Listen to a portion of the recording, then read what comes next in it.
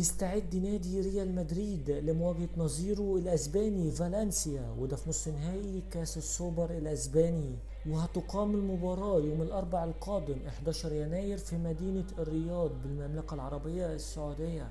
وهتتلعب المباراة في تمام الساعة 9 بتوقيت مصر على استاد الملك فهد.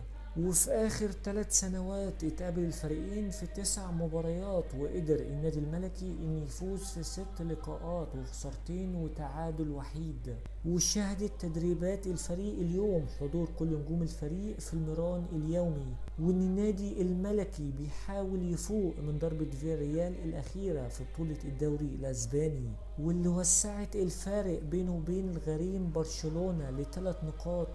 وشهد المران اليومي لنادي الملكي غيابات، ولكن الغيابات دي مش هتأثر على النادي الملكي.